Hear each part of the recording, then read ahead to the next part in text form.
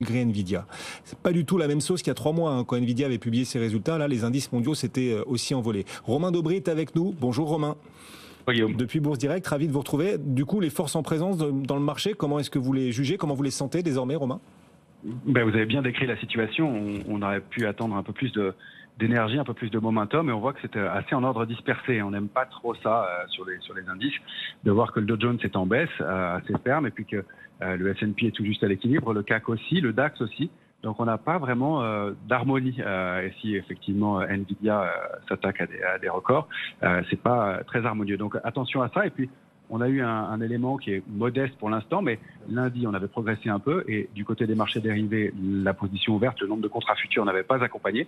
Et depuis 2 jours, un tout petit peu de pression baissière dans les 2 séances de baisse modeste, mais à surveiller quand même. Donc de là à dire qu'on a un retournement de tendance ou un mouvement baissier fort, peut-être pas, mais en tout cas une tentation peut-être de vendre la nouvelle, de prendre un peu de bénéfices et de voir si ce mouvement est vraiment pérenne. En tout cas, on voit qu'en Europe, c'est assez mitigé pour l'instant.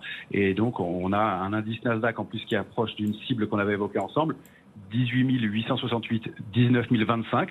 On a touché 18 868, mais on est installé en dessous pour l'instant. Il va falloir voir si on arrive à aller chercher ces cibles ou si la prise de bénéfices est d'actualité. Effectivement. Alors voilà, les indices américains, le Nasdaq gagne 0,7%, le CAC 40 vraiment sur la tangente, notre CAC, quel potentiel lui trouvez-vous sur le CAC en l'occurrence spécifiquement? Quels seront les prochains seuils, Romain?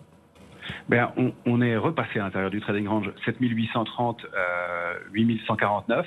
On a rebondi un petit peu ce matin, c'est vrai, mais on n'a pas de relais. Et donc 8120 nous a bloqué. La cible légitime du mouvement dans lequel on se trouve, c'est 7974. Ça paraît être un mouvement à minima. La logique serait de retourner voir le bas du range. Mais encore une fois, on accélère ni dans un sens ni dans l'autre pour l'instant. Mais la zone 7830, 7886 paraît être en mire. Si en revanche on se réinstalle au-dessus de 8149 et surtout 8208 sur le futur CAC 40 juin, on pourrait réactiver la dynamique haussière. On le signale, mais c'est pas le scénario qu'on privilégie compte tenu du comportement des indices. Merci beaucoup. Romain Dobré en direct avec nous aujourd'hui depuis Bourse Direct sur ces prochains seuils techniques à surveiller sur le CAC 40, sur les grands indices mondiaux. Ouais. Et puis aussi nos replays. Il faut suivre les marchés, puis nos replays aussi. Il y en a plein qui arrivent au fur et à mesure. Tout à l'heure, Gilles Mouet qui était avec nous, il nous parlait des législatives britanniques dont on connaît désormais la date. 4 juillet prochain, les législatives au Royaume-Uni. Gilles était depuis Londres avec nous en direct. Il connaît bien, évidemment, la société britannique, les grands enjeux, les lignes de fracture entre les conservateurs et le Labour. Labour donnait large favori d'ailleurs des législatives à venir. Il nous a fait part justement des grands enjeux autour de cette campagne qui démarre, une campagne courte. Elle ne durera que 6 semaines. C'était dans l'Écho du Monde à 16h15. Et si vous l'avez raté, le replay est disponible sur notre application BFM Business. N'hésitez pas à la consulter. 16h39, c'est la question du jour sur nos réseaux sociaux. On vous interroge, oui, chaque jour sur notre fil X BFM Bourse, sur notre fil LinkedIn aussi. Évidemment, la question du jour, elle est consacrée à Nvidia en hausse de 8% en ce moment. Nvidia atomise les attentes.